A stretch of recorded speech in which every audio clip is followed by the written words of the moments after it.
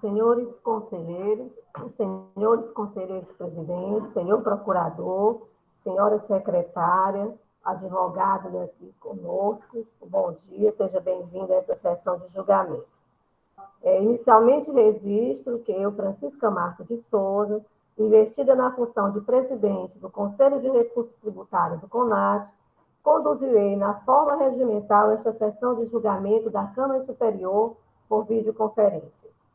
Registro que as sessões de julgamento não presencial por meio de videoconferência encontram amparo legal na Portaria 145/2017 e 140/2021. A modalidade, então, implementada resguarda todas as garantias constitucionais da parte no processo administrativo tributário. Ainda de mencionar que, nesta sessão, julgaremos processo com interposição do denominado recurso extraordinário, de que trata o artigo 103.2 da Lei 15.614/2014, que ancora-se nos casos de divergência entre a resolução recorrida e outras da mesma Câmara, da Câmara diversa ou mesmo da Câmara Superior, quando tiverem apreciado matérias semelhantes. Para início propriamente dos trabalhos, com relação aos processos pautados, solicito à secretária Ana Paula que averigue a existência do quórum regimental para fins de instalação da presente sessão, identificando todos que compõem este conselho. Ana Paula, por favor. Bom dia a todos. Para a realização da 19ª sessão ordinária virtual, realizada por videoconferência da Câmara Superior de Julgamento do Conselho de Recursos Tributários, aos 3 dias do mês de agosto de 2021, estão presentes doutora Francisca Marta de Souza, presidente da Câmara Superior. Primeiro vice-presidente, doutor Manuel Marcelo Augusto Marques Neto. Segundo vice-presidente, doutor Francisco José de Oliveira Silva. Estão presentes os conselheiros presidentes, doutor Francisco Wellington Ávila Pereira e doutor José Augusto Teixeira. Presente o representante da douta Procuradoria-Geral do Estado, doutor Biratã Ferreira de Andrade. Estão presentes os conselheiros Maria Lineide Silva e Souza, Mônica Maria Castelo, Lúcio Flávio Alves, José Willame Falcão de Souza, Leilson Oliveira Cunha, Tereza Helena Carvalho Rebouças Porto, Felipe Augusto Araújo Muniz, Ricardo Valente Filho, Felipe Pinho da Costa Leitão, Felipe Silveira Gurgel do Amaral e Robério Fontinelli de Carvalho. Ausente por motivo justificado, a conselheira Francileide Cavalcante Furtado Remígio. Presente secretariando os trabalhos da Câmara Superior, eu, Ana Paula Figueiredo Porto. Também presente o representante legal da empresa J. Erivaldo e Companhia Limitada, doutor Diogo Moraes Vilar. É só, presidente. Verificado, então, o quórum regimental, aberta esta sessão para que possamos realizar o julgamento dos processos pautados. E ato contínuo, passo à ordem do dia. Indago inicialmente a secretária se, dentre as resoluções disponibilizadas aos conselheiros para apreciação, se foi recepcionada alguma sugestão de retificação ou mesmo alteração no conteúdo. Assim também com relação à disponibilização de ata das sessões anteriores. Ana Paula, por favor. Senhora presidente, foram encaminhadas 2 resoluções para serem homologadas nesta sessão. Resolução referente ao processo de recurso extraordinário de número 1852/2009, auto de infração 2009-02421, tendo como recorrente Empório Cearense de Distribuição e Importação Limitada, conselheiro relator Ricardo Valente Filho. E processo de recurso extraordinário de número 192/2006, auto de infração 2005-21345, da recorrente Telemar Norte-Leste S.A., conselheiro relator José Willame Falcão de Souza. Nenhuma sugestão de alteração para as resoluções apresentadas, presidente. Então, não havendo, dou por aprovada as resoluções. E com relação à ata, Ana Paula? Com relação à ata da 18ª sessão ordinária virtual, realizada por videoconferência aos 8 dias do mês de julho de 2021, também não foi apresentada nenhuma sugestão de alteração, presidente. Ok, então, no termo da portaria, também dá-se por aprovado. Continuemos nossa sessão com o julgamento dos processos pautados anunciando o primeiro processo da pauta. Processo de recurso extraordinário 6273/2017, auto de infração 2017-17449, recorrente J. Erivaldo e Companhia Limitada, recorrido Estado do Ceará. O julgado recorrido é da segunda Câmara, corporificado na resolução 241/2017, que ali pugnou pela uma parcial procedência, e as resoluções paradigmas aqui, as resoluções, respectivamente, 20/2017 e 23/2018 da Câmara Superior. Conosco, representando o Estado, nosso procurador, doutor Aquil Biratã, e representante da parte conosco, doutor Diogo Moraes. E esse processo ele foi sobrestado no dia 8/7/2021, hoje retornando para julgamento. E relator conselheiro, doutor Felipe Pinho da Costa Leitão, a quem já passo a palavra para o relato. Doutor Felipe, com a palavra. Obrigado, presidente. Bom dia a todas e a todos. Vamos ao relato.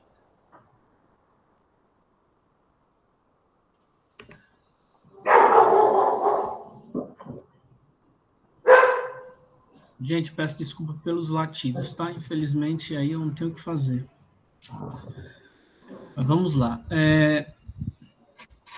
Contribuinte, né? J. Erivaldo e Companhia Limitada, o presidente já fez menção. O relato da infração é o seguinte: falta de recolhimento do imposto no todo ou em parte, inclusive devido por ST, na forma e nos prazos regulamentares. A partir do levantamento de estoque de itens comercializados no exercício 2012, resultado de mercadorias, encerra-se com o inventário final do quantitativo dos itens em dezembro do ano. Verificou-se falta de recolhimento de ICMS pela falta de emissão de documentos de saída, no montante aqui tem de 4.000 e multa 44.438,40 de multa de igual valor.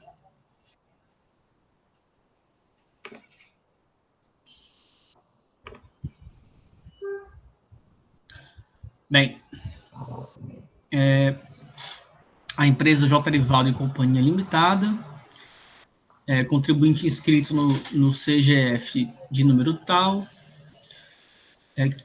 impõe recurso extraordinário, as folhas 134 e 143 dos autos, visando obter a reforma da decisão prolatada pela segunda Câmara de Julgamento, a resolução número 241/2019, proferida na 71ª sessão realizada no dia 15 de outubro de 2019, cujo teor estaria contrariando outras decisões deste órgão, ao qual cita as resoluções de números 23 de 2018, 17 de 18, 20 de 17, todas da Câmara Superior do Conselho de Recursos Tributários. A decisão recorrida tem o seguinte texto. Resolução 241/2019, esta, né, da segunda Câmara de Julgamento. Falta de recolhimento do imposto. Lançamento firmado com metodologia de levantamento de estoque, resultando em identificação de omissão de saídas em estabelecimento comercial de móveis e artigos de colchoaria. Decadência, critério de determinação do termo inicial. Para fins de contagem do prazo decadencial, aplica-se a regra do artigo 173, inciso 1 do CTN, ao invés da regra do 150, parágrafo 4º. Entendimento este por maioria e conforme voto de desempate da presidência. Materialidade da infração comprovada em razão da comparação de dados de entrada, estoque inicial e final e saídas, sendo o caso de aplicação da penalidade incerta no artigo 123.1 da Lei 12.670, indeferido pedido probatório de perícias que se impõe no caso de alegação sobre consideração de duplicidade de códigos, não vier amparada em especificações sobre quais códigos estariam duplicados. Impossibilidade de combinação dupla de multa. O lançamento por omissão de saídas decorrente do lançamento de estoques pressupõe falta de emissão de documento fiscal, havendo superposição de lançamentos quando ocorre um segundo lançamento com base na penalidade específica por falta de nota fiscal. Artigo 123, 3b, a linha L, da 12.670 de 96 também. Normalmente, quando há provas de pagamento de outro auto de infração. Auto de infração parcialmente procedente para manter a cobrança de ICMS, com exclusão da cobrança de multa. Decisão nos termos do voto do conselheiro relator e de acordo com a manifestação oral do representante da PGE, que em sessão modificou o parecer anteriormente adotado.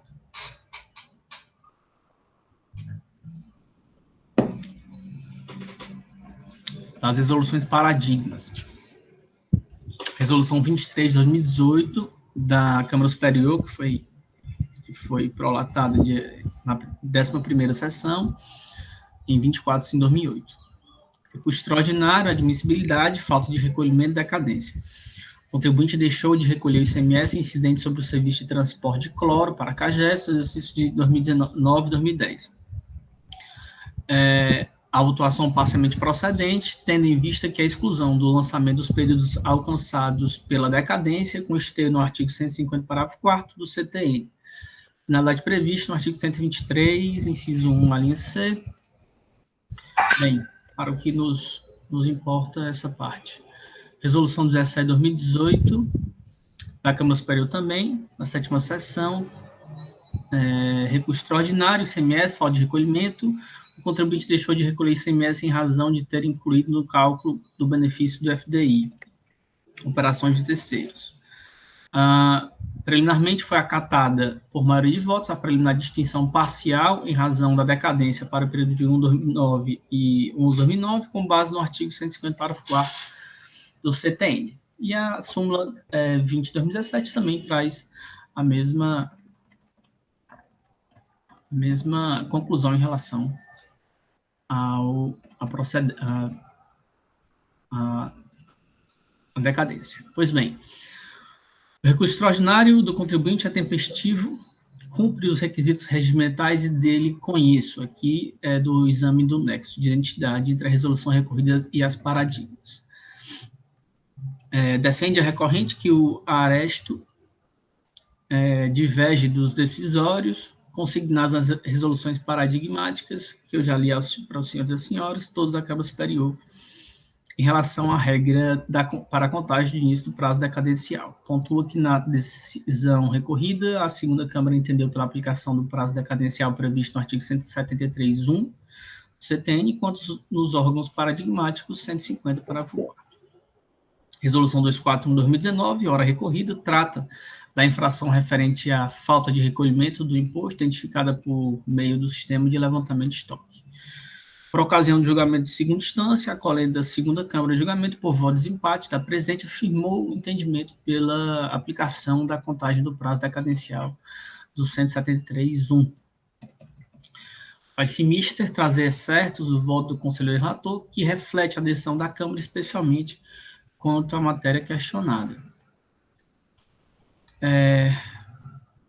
Presidente, eu faria aqui a leitura,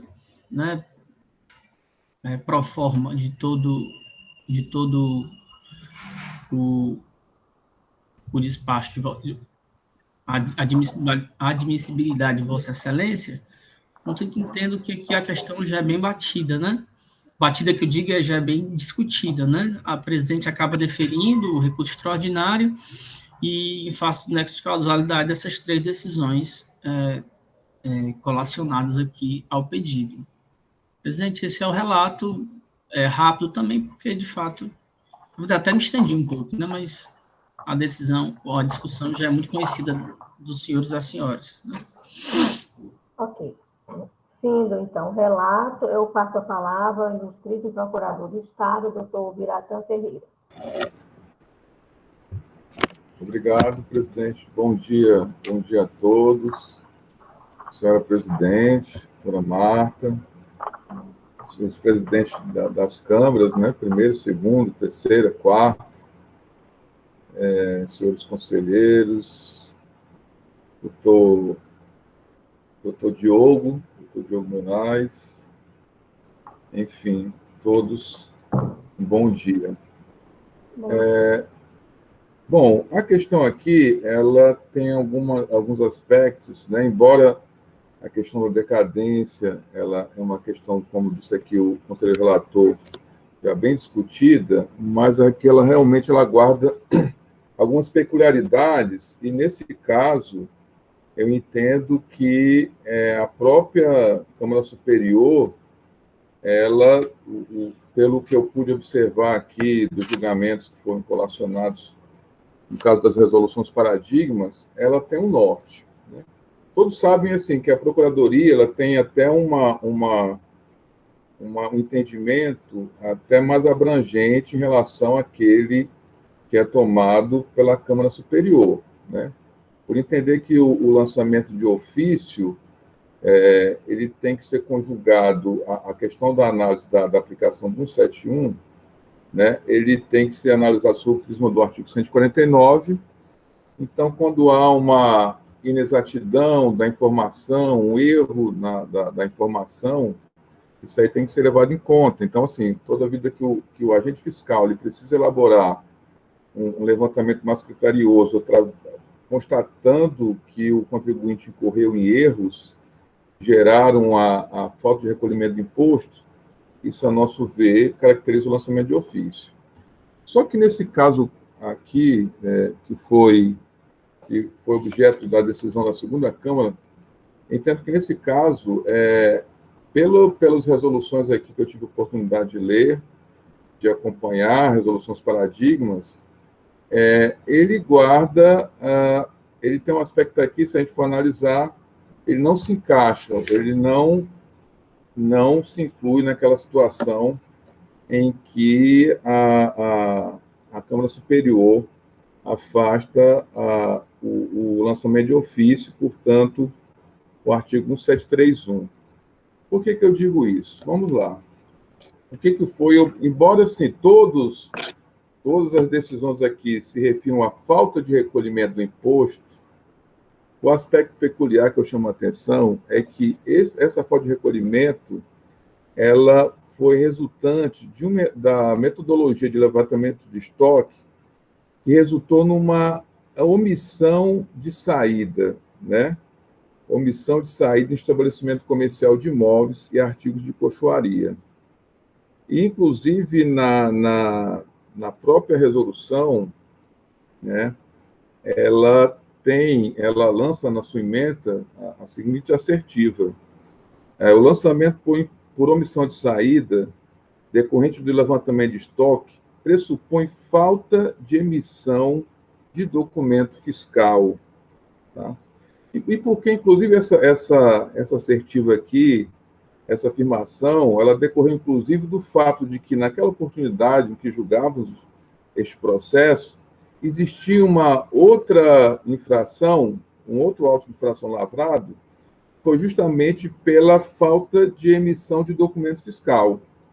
Então, quando se analisou esse auto conjunto com outros, chegou-se à conclusão seguinte: já houve a autuação por falta de emissão de documento fiscal. Então, não vamos penalizá-lo duas vezes, vamos cobrar só o imposto, já que, inclusive, o auto por omissão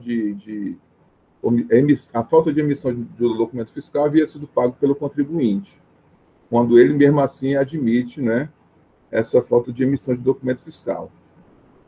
E pois bem, então, assim, esse é o aspecto aí que eu chamo a atenção, porque nas resoluções paradigmas, a gente pode observar o seguinte, que embora se trate de falta de recolhimento do ICMS, a Câmara Superior, ela trabalha com o seguinte pressuposto de não omissão de informações, ou seja, ainda que haja uma inexatidão, um equívoco do contribuinte, mas, de alguma forma, o contribuinte ele oferece as informações para o fisco.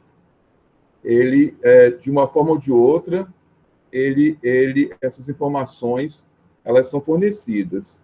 E aí isso ocorreu em relação à Resolução 023 de 2018, que trata da falta de recolhimento ICMS sobre o serviço de transporte de cloro para a CAGES. Então, assim, a CAGES não omitiu a informação desse serviço de transporte de cloro, né?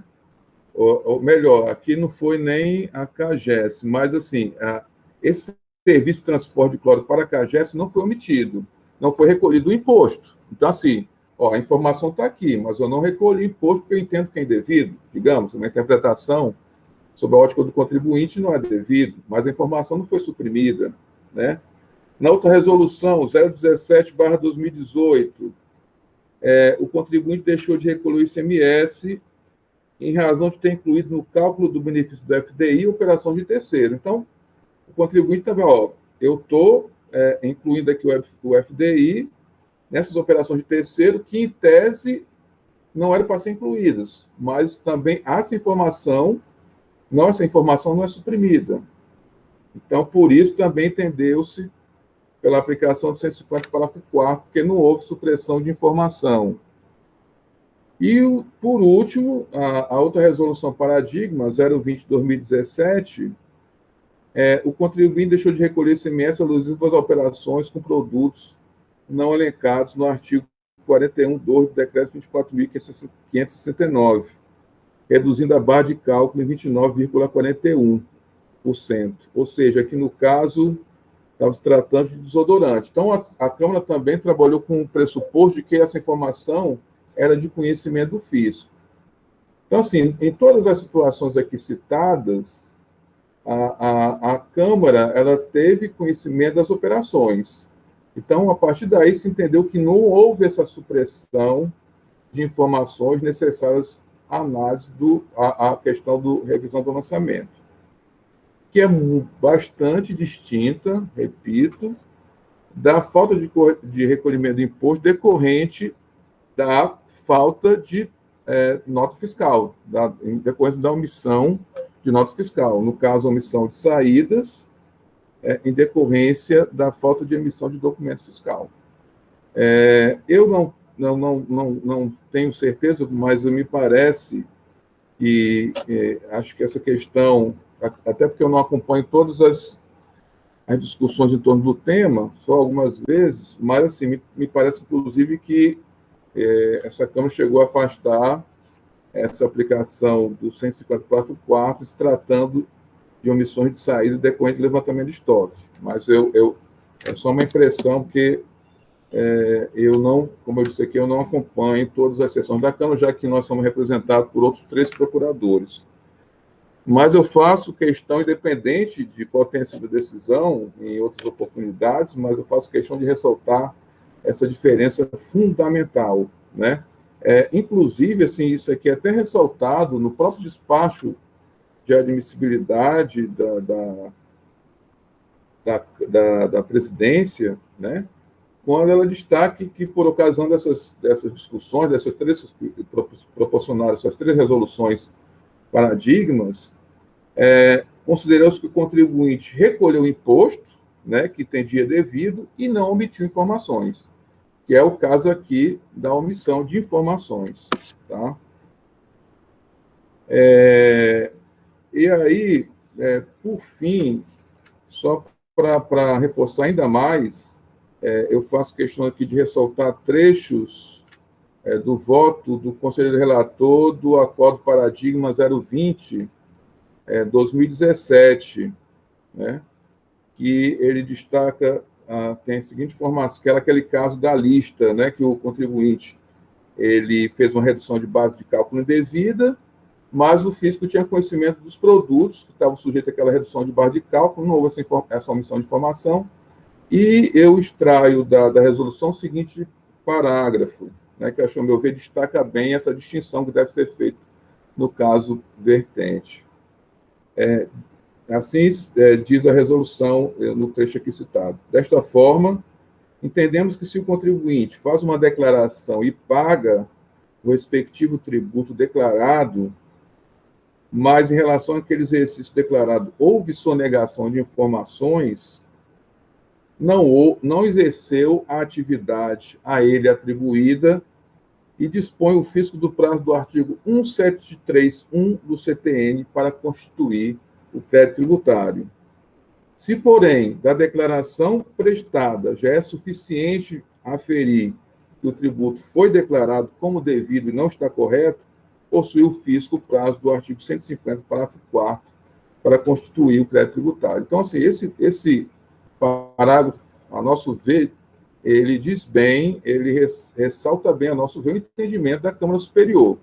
Repito, nosso entendimento, inclusive, é mais abrangente, todos até já conhecem o conhecimento da Procuradoria, mas, assim, trabalhando em consonância com o entendimento da Câmara Superior, eu entendo que, nesse caso específico, não há que se aplicar o artigo 1731 do CTN, não há que se aplicar o 150, parágrafo 4 do CTN, sim o artigo 1731, que trata do lançamento de ofício justamente por ocasião dessa sonegação de informações que seria imprescindível para que se pudesse lançar o imposto. Então, são essas nossas considerações e nós nos manifestamos pela manutenção da decisão recorrida de segunda instância. Obrigado. Ok. Ouvimos o representante da PGE. Passo, então, agora a palavra ao representante da parte, doutor Diogo Moraes. Bom dia, senhora presidente. Bom dia, doutora secretária, doutor Biratã, representante da PGE, demais conselheiros. Sempre uma satisfação retornar a esse ambiente que eu tive a honra já de participar, ambiente de amigos. E, enfim, vamos, não da forma como a gente queria, mas logo, logo tudo dará certo. Vamos conversar um pouquinho aqui, senhora presidente, acerca desse auto, que o relator foi feliz quando disse que já, de fato, é um assunto deveras debatido por esta casa, né? Então, senhora presidente, a gente tem um auto de infração aqui de 2017 que se trata de falta de recolhimento a partir de um levantamento de estoque. A recorrente é uma empresa varejista de móveis e eletrodomésticos que, ao tempo da autuação, ainda era submetida ao regime normal de crédito e débito, não era a sistemática atual da substituição pela entrada, né? Então, a contribuinte fez toda a sua, por decisão do Estado, por opção do Estado, o Estado transfere esta responsabilidade ao contribuinte, o contribuinte fez toda a apuração do seu tributo, fez os devidos pagamentos, né? E tempos depois, sem qualquer acusação de fraude, de dolo, de simulação, de erro, o Estado, dentro do seu poder, veio e procedeu com a autuação ora debatida, né? Então, nesta perspectiva, senhora presidente, é que, sem avançar demais nesse debate, que já é muito conhecido por todos, né, que a parte veio demonstrar que realmente parte do crédito tributário está fulminado pelo Instituto da Decadência, já que se refere a períodos lá de 2012, né? Então, o auto foi lavrado em outubro de 2017, então a parte entende que de janeiro a setembro de 2012 esse período está decaído, tá? Essa questão de alterar a modalidade do lançamento para previsto no 149 do CTN, a parte ousa discordar do entendimento da Procuradoria, né? E como tal, senhora presidente, sem maiores delongas, a gente vem aqui à presença dos conselheiros pedir o provimento do recurso extraordinário. Claro, na sentada anterior, senhora presidente, o conselheiro relator falou algo acerca de uma possível matéria de ordem pública, sobretudo aquela questão do prazo para conclusão da ação fiscal, mas aí eu vou me limitar ao objeto do recurso apresentado pela parte e, se nos debates, de alguma forma, esse assunto vier à tona, a gente pede permissão para, eventualmente, contribuir com esse debate. Tá? Então, a gente vem pedir esse provimento do recurso extraordinário com base na jurisprudência deste colegiado e da jurisprudência dos tribunais, vamos assim dizer, jurisdicionais Brasil afora. Era só isso até o presente momento, senhor presidente. Bom, ouvimos as partes, vamos então iniciar os debates. por esse egrégio conselho. Quem inicialmente deseja manifestar-se? Presidente, posso... Doutor Lúcio, com a palavra. Pois não. Presidente, bom dia. Bom dia, doutor Biratã. Felicidades, né? De pleno sucesso na sua jornada, tanto de trabalho como familiar. Meu grande amigo, que eu tive o prazer de estudar na UFC, né? Sempre tranquilo com esse seu jeito, né? Sempre acordado. Presidente, doutor Diego, é um prazer, né? Estar nessa feita aqui, né? Nessa Câmara Superior, demais conselheiros presentes, secretários, presidente. Presidente, essa matéria, como foi bem dito pelo próprio relator, né? Pelo doutor Biratã e próprio doutor Diego, é uma matéria que já vem sendo discutida na Câmara Superior, né? De longa data, né? E eu vou fazer assim, ser bem objetivo, né? Focar bem aqui na questão dos processos trazidos aqui como paradigma. Como bem disse o doutor Biratã, quando o contencioso começou a analisar, a gente começou a analisar caso a caso, né? A gente não foi assim seguindo uma questão, né, que a doutrina coloca muito, que foi colocado pelo doutor Diego, a questão do 150 parágrafo 4 ser aplicado a todo tipo de lançamento que fosse do ICMS, né? Ninguém foi por essa linha. E também não foi pela linha daqueles que defendem de aplicar o 173 parágrafo 1º e ser lançamento de ofício. A gente procurou um caminho, né? A Câmara Superior, né? E algumas câmaras também, na segunda instância, e procurar um caminho que fosse alternativo, que você não sacrificasse nem um artigo nem outro. E o caminho encontrado, né, às vezes sofre alguma dificuldade, né? Até eu digo que foi um caminho assim, mais difícil, mas acho que, na minha visão, é um caminho mais justo. E foi nesse caminho aí colocado pelo doutor Biratã, a questão do dever de colaboração, né? A questão da participação do contribuinte nesse lançamento. E a gente observa as 3 paradigmas citados, todas as 3 o contribuinte emitiu nota, a questão da resolução 2017. A nota foi emitida, alguns produtos ele entendia, no caso de desodorante, que era sujeito à redução, e aplicou a redução, só que não tinha redução. Né? O A17 de 2018 era a questão do FDI, né? Ele colocou dentro das operações próprias, que tem o diferimento, ele colocou operações não próprias, mas estava lá destacado, até que nesse processo a gente até mandou abater a questão dos 25% que foi pago, que o processo, quando foi julgado, já tinha cumprido já os 3 anos. Né? Então, está todas as operações declaradas. E o outro processo é o processo de falta de recolhimento de serviço de transporte, e uma empresa que trabalhava com a CAGES, ela emitiu as notas fiscais, né, e só não fez o destaque do ICMS frete para não entender que era devido.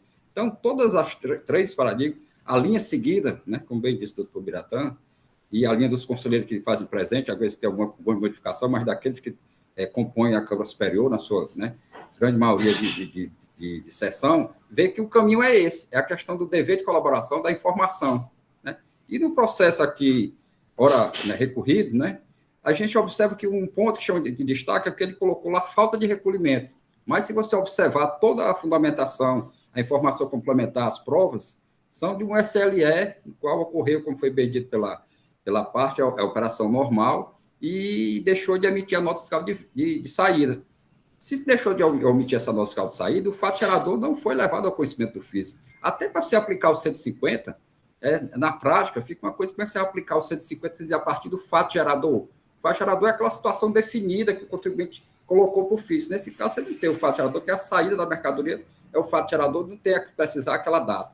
Então, senhor presidente, sempre bem objetivo, eu comungo, sim, com essa situação, né, de aplicar, sim, o 173 primeiro. Né. Aí, digo novamente, o auto lá no relato, ele fala de falta de recolhimento, mas não se trata de falta, se trata, sim, né, de uma metodologia adotada, que você teve que fazer um SLE para encontrar esse fato gerador. Esse fato gerador estava oculto do físico, diferente das 3 situações citadas nas paradigmas, que de cara logo ver que esse fato está lá presente. O físico teve conhecimento, chegou com mais rapidez a essa constatação dessa infração.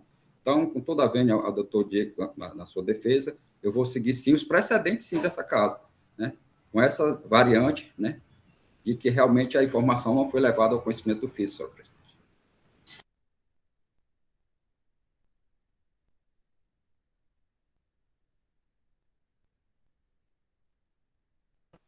Sem áudio, presidente. Sem áudio. Algum outro conselheiro deseja manifestar-se? Doutor Felipe Amaral, com a palavra. Obrigado, senhora presidente. Bom dia a todos, bom dia, colegas. De fato, presidente, quando analisando aqui a decisão de admissibilidade, né, quando se verificam os acordos paradigmas colacionados de que a falta de pagamento do imposto, né, estaria sujeito à regra do prazo decadencial do 150, realmente eles são irretocáveis, os precedentes são esse é o entendimento da Corte.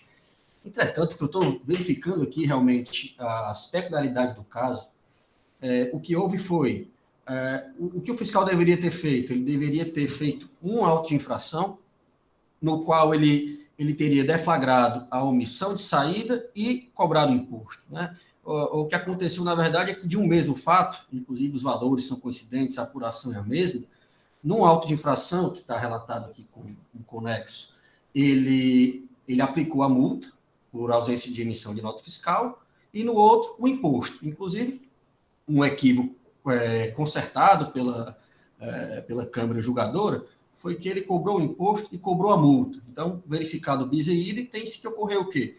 Uma omissão de saída, com a aplicação da penalidade e cobrança do imposto, muito embora em autos de infração, né, em lançamentos diversos. Então, presidente, também, sem retoque à jurisprudência colacionada, o que verifica é que esse caso realmente é de não enquadramento, né? De não aplicar o paradigma pela ausência realmente do perfeito enquadramento fático, tendo em vista que, na verdade, a omissão não foi mero erro, interpretação jurídica quanto à metodologia de cálculo do tributo. O que foi omitido aqui foi a própria prática do fato gerador, né? Que se daria com a emissão da nota fiscal. Então, de fato, quando você verifica o auto de infração, a ausência de lançamento do ICMS, imediatamente já se pensa no 150, parágrafo 4º, mas, na verdade, foram da mesma ação fiscal, surgiram essas duas autuações que, conjuntamente, de fato, verifica-se que é um lançamento de ofício, né? Não é uma mera homologação ou não daquilo que foi declarado, até porque, no caso específico, esses fatos geradores não foram declarados, né? Então, com essas considerações também, na linha aí do doutor Lúcio. Ok. Vamos agora aqui ouvir na ordem solicitada, doutor Leilson Oliveira.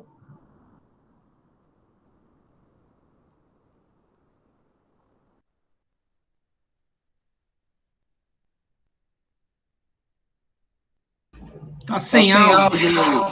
Sem áudio, está sem áudio. Doutor Leilson, com a palavra. Senhora presidente, senhores conselheiros, senhora conselheira, senhoras conselheiras, senhor procurador, que aniversariou há pouco tempo, nosso querido amigo doutor Biratã, doutor Diego, sempre um prazer renovado vê-lo, né? Leve também meus votos de muita saúde ao doutor Moraes, ao doutor Tiago, e é sempre bom tê-lo aqui na casa nessa discussão.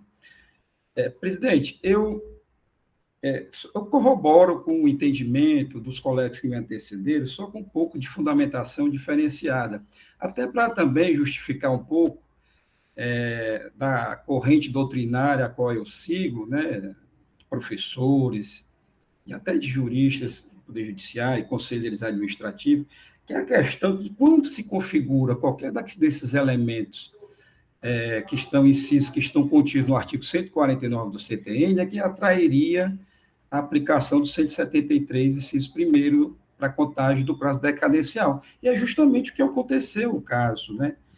A gente, assim, os conselheiros que seguem o 173.1, eles seguem porque verificam quando ocorre alguma daquelas previsões do artigo 149. E se dermos uma olhada no 149, inciso 4, e no inciso 5, são situações absolutamente que se amoldam ao caso em concreto. Inciso 4, quando ele diz que quando houver omissão quanto a qualquer elemento definido na legislação tributária como sendo declaração obrigatória. Olha, fato gerador ocorrido, tem que ter a declaração obrigatória do fato gerador, seja de obrigação principal, seja de obrigação acessória. Então, o caso aqui foi uma venda que foi concebida sem nota fiscal, e foi descoberto isso através do sistema de levantamento de estoque, e esse débito não declarado. Não sem razão é que a súmula 555 do STJ diz débito não declarado, se opere exclusivamente a contagem do prazo decadencial nas formas do artigo 173, inciso 1º do CTN. Esse é o verbete que está na súmula 555. Né? Também o inciso 5 do 149, quando se comprove omissão ou inexatidão por parte da pessoa legalmente obrigada, no caso aqui o contribuinte, no exercício da atividade a que se refere o artigo seguinte. Qual o artigo seguinte? O 150. Que exercício é esse? Exercício do lançamento por homologação. Ou seja, então, presente, aqueles que defendem a corrente do 173.1, é porque, quando presente qualquer desses elementos aqui, incisos previstos no 149, atrai a incidência da contagem lá do 173.1. Veja que nós chegamos ao mesmo resultado, né, dos que me antecederam aqui, mas sob determinada fundamentação lógica e jurídica diferente. Mas encontramos, assim, o mesmo resultado de verificar que, no caso presente, não há que se impor a decadência aos exercícios, os meses de janeiro a dezembro, e eu, com as venhas aqui, a exposição do doutor Diego. Presidente, era só essa a minha participação nesse debate. Ok. Doutor Ricardo, com a palavra. Bom dia, presidente. Bom dia, os colegas. Eu escutei aqui atentamente todos, presidente, mas eu vou discordar um pouco dos colegas que me antecederam e peço até para que o doutor Felipe Amaral possa rever aí o seu entendimento diante da explicação que eu vou dar, que é o seguinte, presidente, eu analisei detidamente esses autos, tá? Trata-se de SLE, levantamento, presidente, e eu consegui verificar alguns pontos no auto de infração. Primeiro, trata-se de o pagamento, a cobrança do auto de infração, a lavratura do auto, ela se deu parte imposto e parte multa, tá certo? Outro ponto que a gente deve levantar, presidente, que eu prestei bem atenção, é que o regime da empresa era regime normal, ela apurava e pagava, isso mensalmente, em todos os períodos.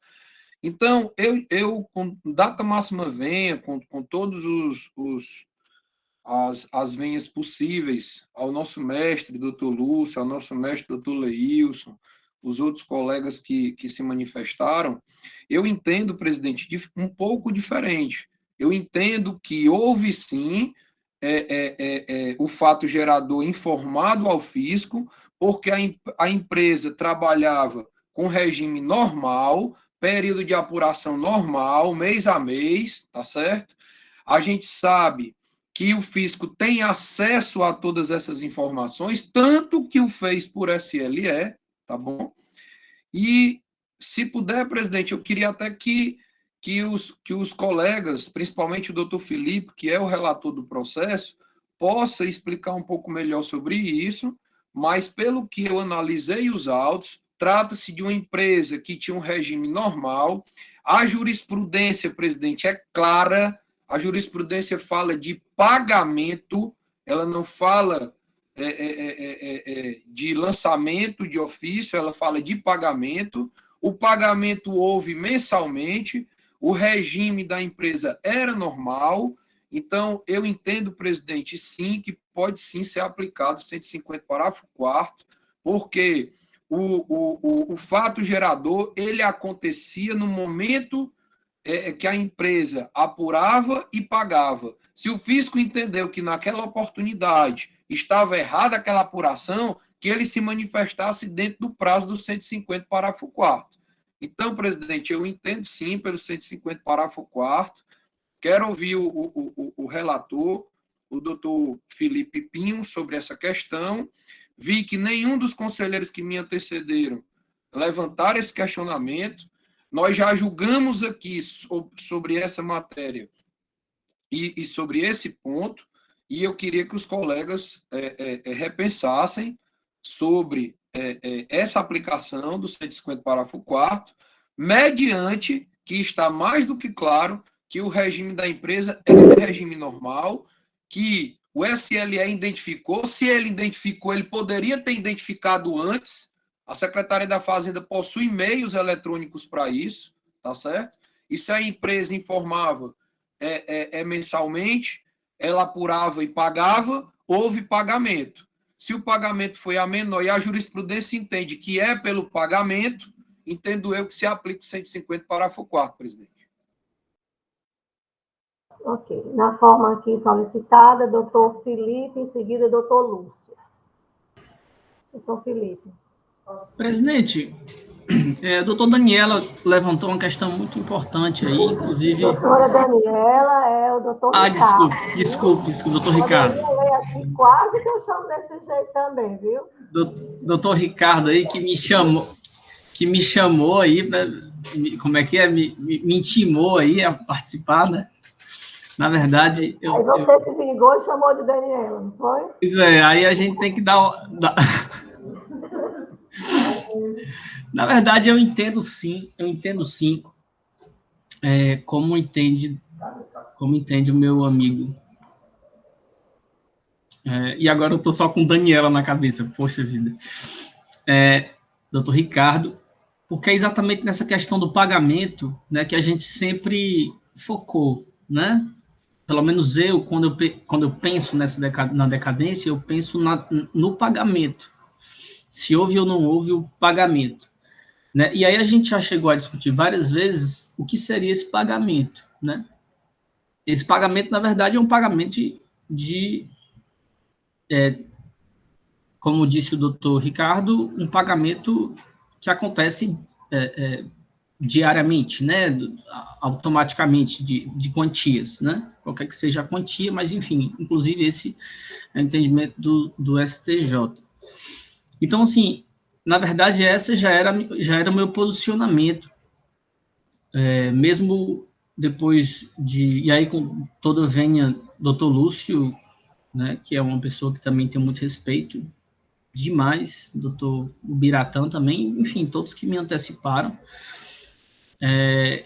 eu fico, na verdade, na espera, doutor Lúcio, eu vi que levantou a mão, doutor William também, e aí eu vou esperar o posicionamento deles, mas realmente, assim, eu já estava pensando como o doutor Ricardo, nesse quesito do pagamento, né? Então é isso, presidente, na verdade eu vou me expressar dessa forma e vou esperar os demais posicionamentos para que a gente possa tentar construir mais um pouco, né? Eu vou ficar por aqui. Obrigado. Ok, vocês estão vendo aqui que levantou a mão o doutor Lúcio. Doutor William, o senhor também deseja falar em seguida? Sim, senhor presidente. Pronto. Então, doutor Lúcio, em seguida, doutor William. Presidente, essa Câmara ela é soberana, né? Ela tem o poder realmente de alterar as suas decisões. Mas acho que o doutor Ricardo, na terceira Câmara, nas últimas 2 semanas, realmente os colegas lá estão tendo esse entendimento lá, né, capitaneado pelo doutor Ricardo, do doutor Micael, a questão de quando existir ICMS, né, a cobrança do alto, eles estão aplicando o 150, e a questão do pagamento. Mas eu vou ser bem tranquilo aqui no meu que eu vou falar aqui. Quem acompanhou de forma bem, né, para e passo, todo o desenvolvimento da Câmara Superior, vai observar que a questão do pagamento toda a vida existiu, mas o pagamento dentro daquela linha, a questão do que foi informado, né? Aquela questão do que foi declarado. Isso a gente observar, né? Colocando só que, com respeito ao doutor, né? Doutor Diogo, eu estava chamando de Diego, mas doutor Diogo, desculpe aí, né? E ao doutor Ricardo e ao doutor Felipe, né? A gente tem o seguinte, no caso concreto aqui, né? A gente tem que pegar o 142, que define o que é lançamento, né? Procedimento para verificar a ocorrência do fato gerador, apurar o imposto, né, da matéria tributável. Né? Ninguém pode esquecer que o lançamento, a definição do lançamento é essa. O 150 traz lá aquela questão do lançamento por homologação, acrescenta homologação, mas não deixa de ser um lançamento. Como é que eu vou dizer aqui, no caso concreto, aqui, né, que o fato gerador era de conhecimento do FIS? Não acho que todas as decisões que a gente tem aqui, isso aí eu tenho minha memória, a gente tem catalogado, agora a gente tem um informativo, né? Quero louvar aqui a presidente e toda a equipe, questão do CONAC decide e informa, Você vai seguir lá que tem nos últimos que foram feitos, tem a questão do dever de colaboração. Né? Nesse caso aqui, a nota fiscal não foi emitida, diferente de todos aqueles casos que a gente analisou aqui. Né? Eles fizeram uma pesquisa, né? Questão de omissão de informação, tanto SLE por omissão de entrada, omissão de saída e omissão de receitas, né? Será aplicado, sim, né? O 173. Existia um caso do qual fui relator, e é bem preciso que você tem que ter tranquilidade e consciência, que foi aquele caso da Ortobon. Mas, durante o processo, foi verificado que as notas fiscais foram emitidas, por isso que foi declarada a decadência e foi aplicado, se não me engano, a questão da redução da multa. Então, presidente, os precedentes aqui, a gente tem muito cuidado dessa questão de decadência, né? A gente sabe que outros tribunais não seguem o que o CONAT tem decidido, mas a gente vem seguindo uma linha de manter a coerência do que está sendo decidido, né? O doutor Biratã foi muito preciso. A PGE, ela tem uma ampliação. A gente começou, não tem essa amplitude. Procurou um meio termo e não sacrifica nem um artigo nem outro, né? A doutrina, você pode dizer que na doutrina talvez não exista. Como eu disse no começo, o 150, essa tese do doutor Ricardo e da parte trazida, é a tese que tem na doutrina, que diz que é o 150, tudo que é ICMS é o 150. Aí não existiria o 173.1. A gente procurou conciliar essas duas coisas, né?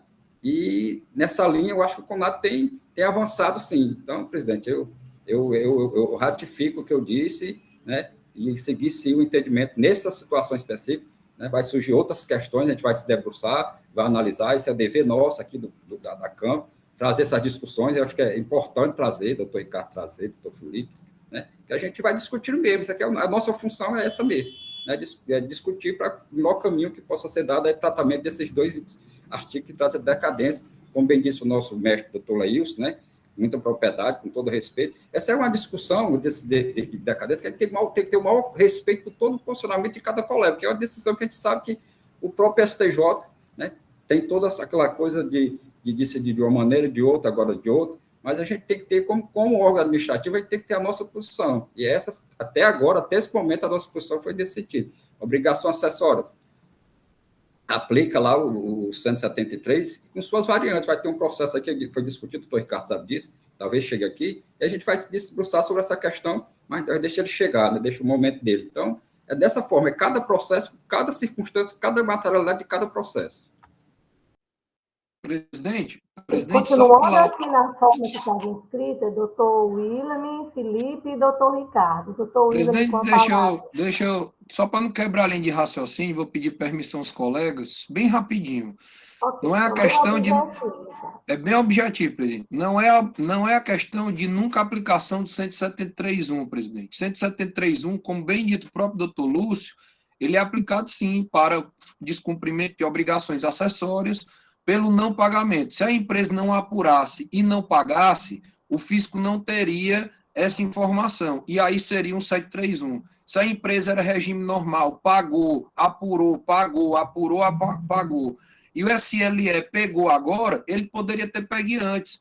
Então, presidente, a questão não é de nunca aplicabilidade de 173.1. Existem as aplicabilidades diretas do 173.1, que é descumprimento de obrigação acessória, quando não tem imposto, quando é só multa, e quando o contribuinte não informa nenhum tipo de pagamento para o fisco.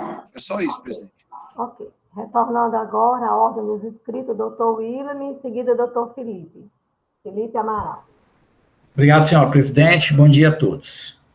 Senhor presidente, a decadência é assim, nunca se esgota, né? A questão da decadência.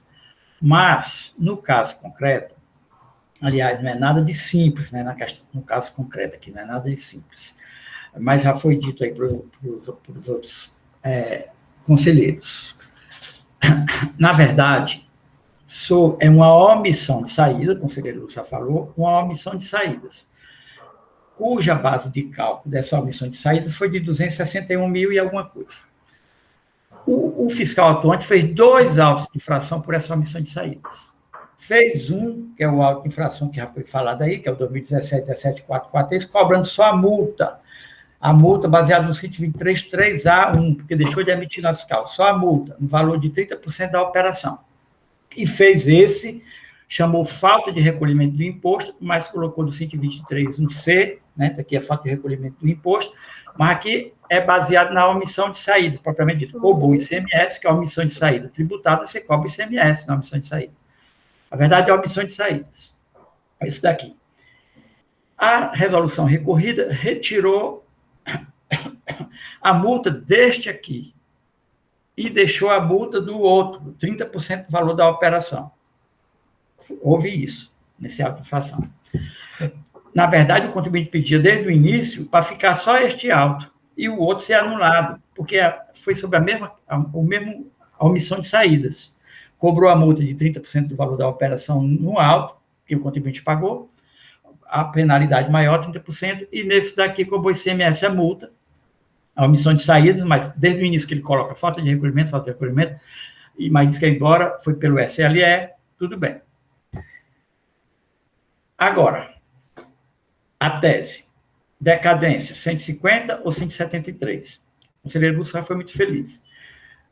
Obrigações acessórias, não há nenhuma dúvida, eu acho que todos estão indo nesse rumo. É o 173.1. Por quê? Porque ele não declarou para o fisco a operação. Agora vamos voltar para a omissão de saída. A omissão de saídas, dentro do SLE, ele declarou alguma operação para o fisco? Não, ele não declarou operação nenhuma, por isso que deu a omissão de saída. Ele vendeu alguma mercadoria sem nota. Portanto, ele não declarou a operação, a operação não foi registrada de jeito nenhum. O fisco não tinha o que homologar a operação. Não estou indo nem para pagamento, é a declaração. Se ele não emitiu a declaração para o fisco, como é que o fisco ia homologar? Então, no caso concreto aqui, eu entendo o 173.1.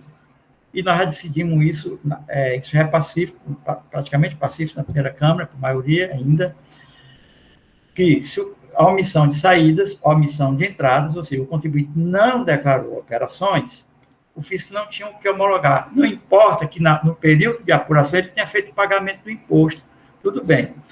Agora, em situação na qual o contribuinte declarou a operação e não recolheu o imposto, eu entendo que é o 150. Por quê? Porque ele levou a operação para o fisco tomar conhecimento.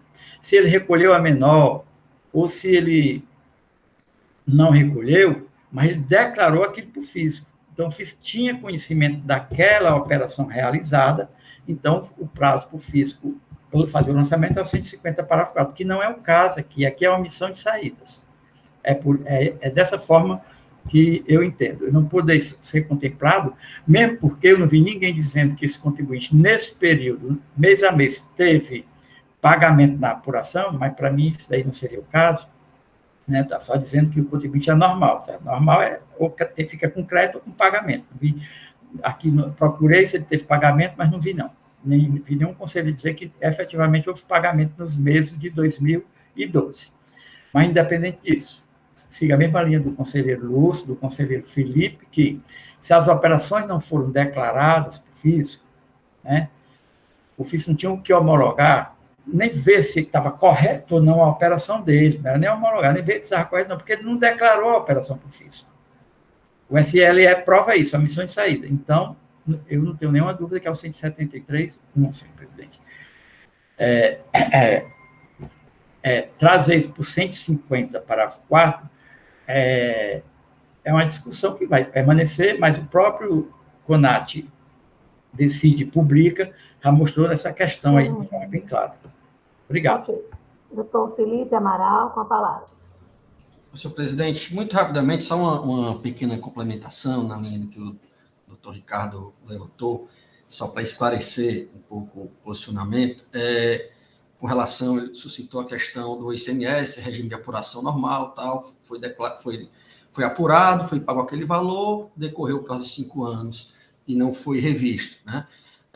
E na primeira Câmara, inclusive, como o doutor William colocou, até hoje temos maioria, tem colegas que entendem dessa forma.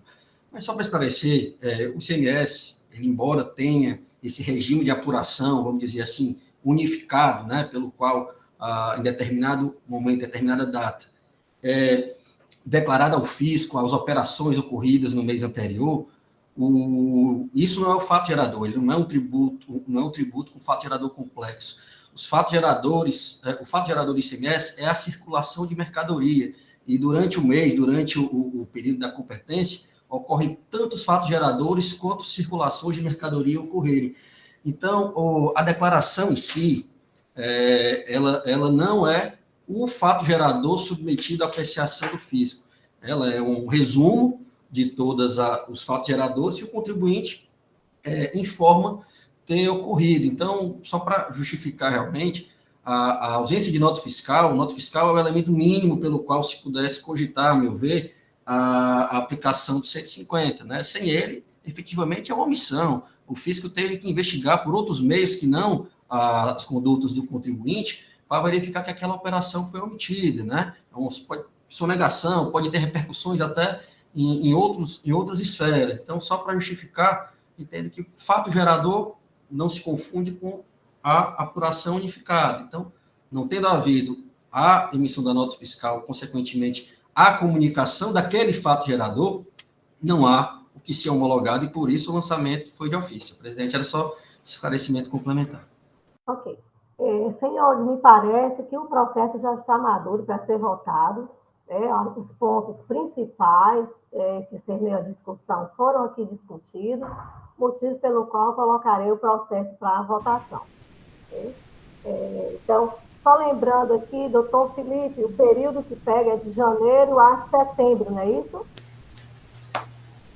Colocar para votação com relação à extinção pela decadência, verifique só aí se pega o período de janeiro a setembro de 2012. Veja se é isso. Senhora presidente, só um instante, o doutor William, ele saiu da reunião, ele caiu. O William ter caído na hora dessa. Jesus. Acho que caiu, a conexão dele devia estar ruim, ele caiu. Eu sei. Vamos esperar aqui que ele entre. Vamos esperar lá, até porque ele já posicionou bem concretamente, né? Já se posicionou, estou pedindo aqui, solicitando que ele entre aqui.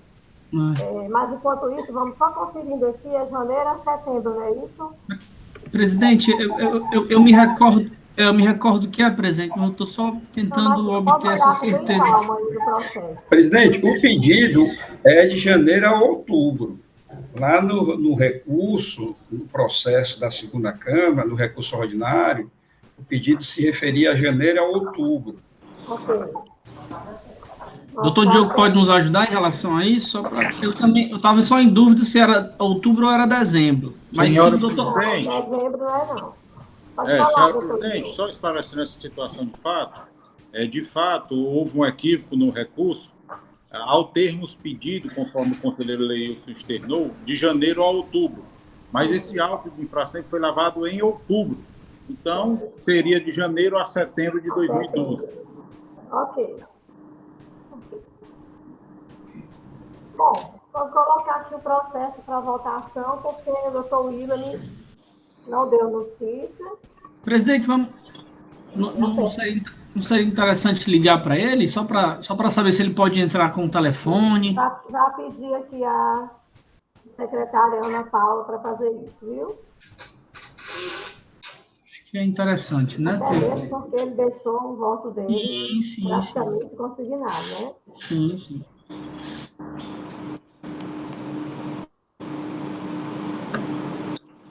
Doutora Mônica, sempre muito empática aí, nossa psicóloga. Você também, né, Felipinho? Nosso psicólogo. Companheiro e companheira de aula, né, doutora Mônica? Coleguinha de faculdade. Coleguinhas. Doutora Mônica é super, sabe aquelas alunas que sentam na frente? Presidente, está aberto o seu microfone. Na frente da câmera, né, Felipe? Agora, na frente da câmera, né? Porque com a aula online, né? E agora? Mas sempre perguntando, sempre questionando, sempre atrás, isso aqui. Sabe aquele... Não tem condição de entrar, está fora do ar, Nem telefone? Estou mandando aqui o link para o telefone dele. Tá. Pronto. Senhores, o William me disse que deu uma mensagem que o Google está fora do ar para ele. Ele não está conseguindo entrar nem pelo telefone, nem pelo computador. Então, vamos aqui Presidente, nesse caso, eu acho que a gente pode considerar o voto dele, não podemos? Não, Apesar dele ter se manifestado, eu não acho interessante colocar o voto dele, porque na etapa da votação, ele não está presente. E o conselheiro pode mudar o seu voto a qualquer momento antes do anúncio da votação, antes do anúncio do resultado, né? Presidente, uma questão de ordem aqui, até para a gente superar, e pode servir de exemplo para outro caso, né? O conselheiro que cair... Só um minutinho, ele não pode fazer uma ligação e deixar o voto dele? Porque eu ia dizer isso, ele colocar por escrito, via WhatsApp, encaminhar para a presidência, por escrito e por WhatsApp, o teor do voto dele. Antes da gente começar a votação. Antes da gente começar a votação. Porque, assim, eu acho que isso é um problema que pode acontecer com qualquer um de nós, né? Nesse momento de... Paula, por favor, peça para o doutor William, considerando o problema técnico, passar uma mensagem aí consignando o voto dele. Aí a gente coloca nesse caso, excepcionalmente, justificado na ata, considerando que ele participou das decisões, das discussões, certo? Aí, excepcionalmente, colocarei o voto dele. Inclusive com o posicionamento, acho que foi o último, não foi o penúltimo, né? Então, vamos aqui. Pedir para ele mandar, presidente, e a gente coloca aqui no chat. Então, vamos aqui iniciar. Com relação à decadência para o período de janeiro a setembro. Apresenta o que é esperar aqui. Agora, presidente, ele está tentando cancelar do filho dele. Mas enquanto ele não consegue, a Ana Paula já vai solicitando esse aqui, e o voto dele, porque por último não vai interferir em nada, porque se houver alguma diferença, ele não seria nem o designado aqui. Tranquilo. Não, ok? Então, com relação à decadência para o período de janeiro a setembro, do período atuado, no caso 2012, Dr. Felipe tinha 150 ou 173. Presente com as venhas de estilo, aos amigos e às amigas que se posicionaram contra, eu vou pelo 150, parágrafo 4º, acompanhando aí todo o pensamento do doutor Daniela, né? Não podia deixar de fazer essa observação. Vê se o William já mandou aqui. Nós temos que pegar aqui o voto do doutor William. Doutor Felipe Muniz.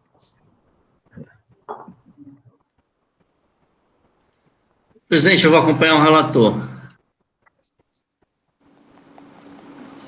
Doutor Felipe Silveira. Senhora presidente, eu vou abrir divergência para negar provimento ao recurso. 173. Doutor Roberto Carvalho. Com o relator, excelência. 150, parágrafo 4. Aí vamos aguardar aqui o voto do doutor William. Doutor Lúcio. Presidente, todo respeito aos colegas, eu vou pela divergência, presidente. 173. Doutor Leilson. Presidente, com a divergência. 173. Doutora Tereza Porto. Com o primeiro divergente, senhora presidente, 1731. Doutora Mônica Castelo. Com o primeiro divergente, 173, inciso 1. Doutora Elineide Souza. Com o primeiro divergente. Doutor Ricardo Valente. Com o relator, presidente, 150, parágrafo 4º. Estamos tentando aqui só o voto do doutor William. 2 minutinhos, por favor. Não foi o voto do presidente, então você vai querer votar. Já está. Presidente, o seu áudio está ligado, não sei se a senhora... Então, estou aqui a conversar aqui com o doutor Franzé com relação a gente abrir esse precedente desse voto por escrito nessa situação. Não é exatamente o correto. Presidente, mas eu acho... Em função de toda a discussão que o doutor William participou do processo... Voltou, presidente, voltou. William, seu voto rapidinho. O decano voltou. Fale logo. Estou 73, William. Fale logo, rapaz. A volta do decano. E já caiu de novo. Não, Willa, mas também... O 150 ou 1731? Liga o som, William, rápido. Vai, macho.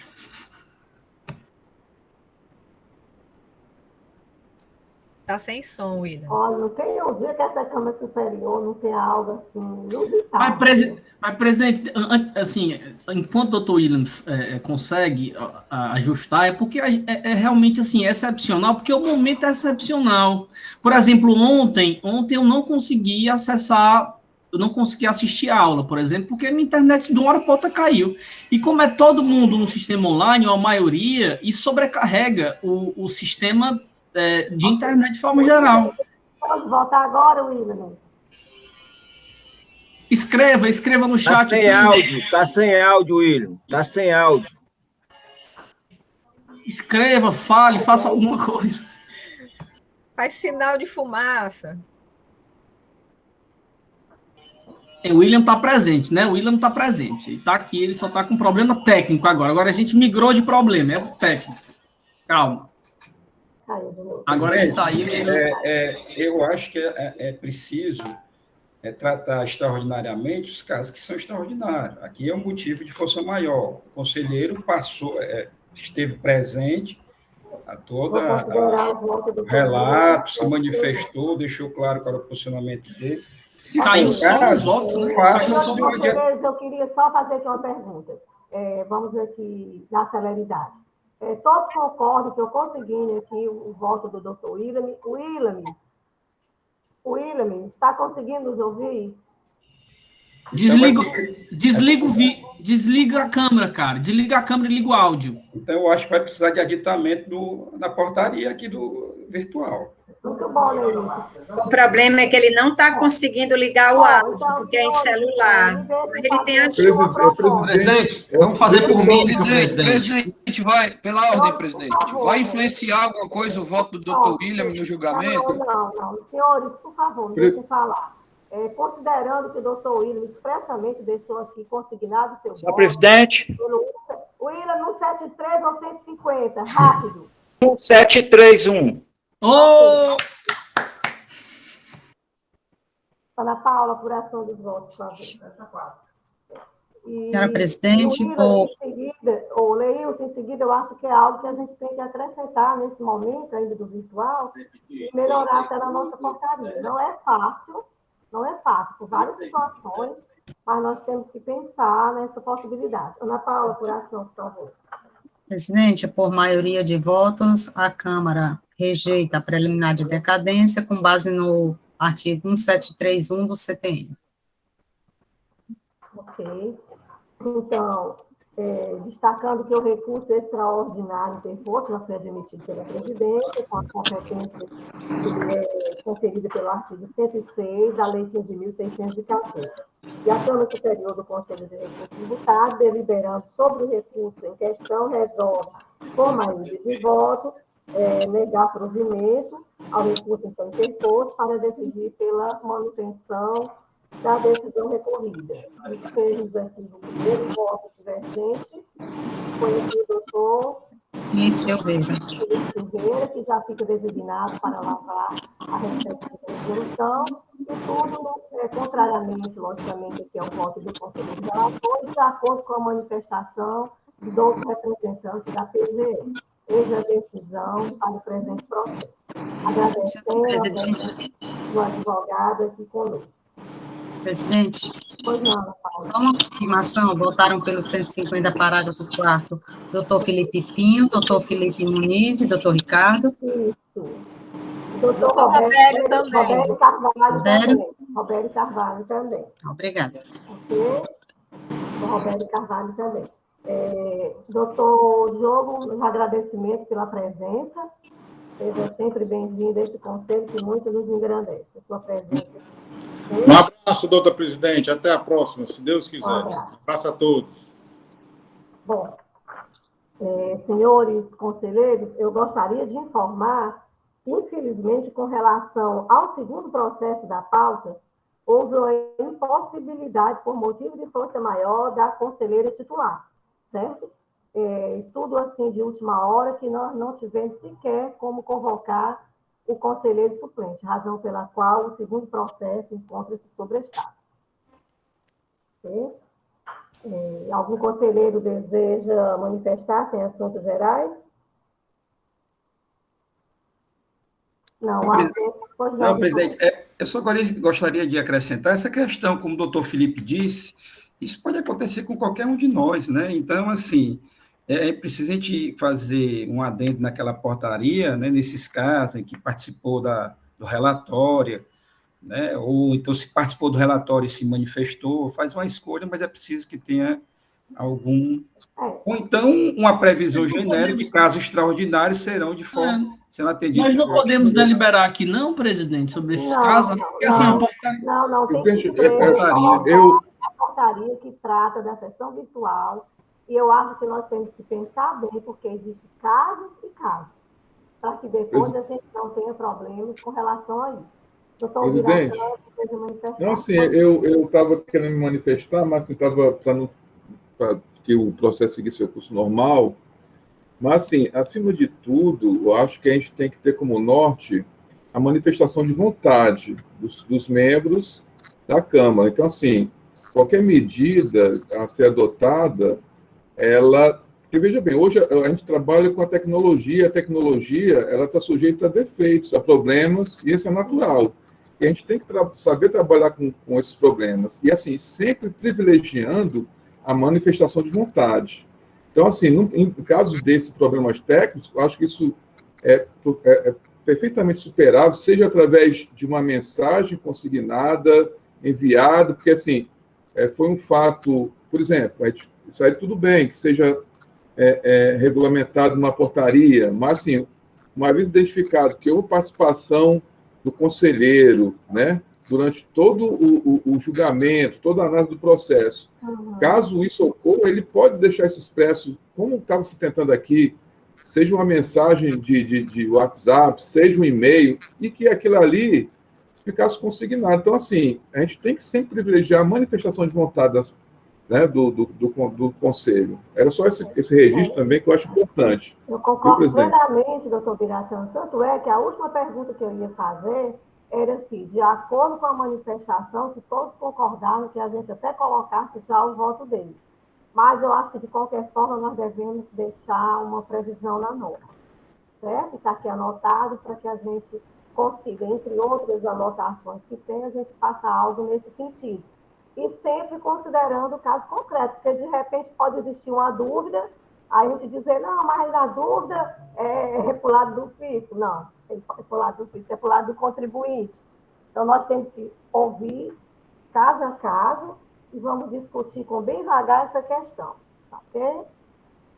Bom, não havendo até porque, presidente, um conselheiro pode ser, como é o doutor William, né, pode ser bem assíduo, né, nas discussões.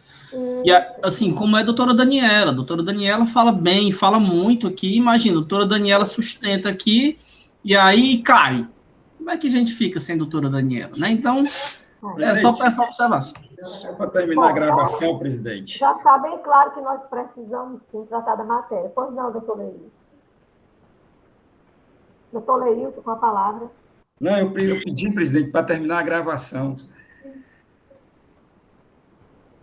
Vamos terminar a gravação, e até considerando que eu estou no CONAT e vou terminar aqui o meu expediente, nós vamos terminar a sessão também, porque já ficou bem claro que nós devemos, sim, tratar dessa situação dentro da portaria. Tá ok?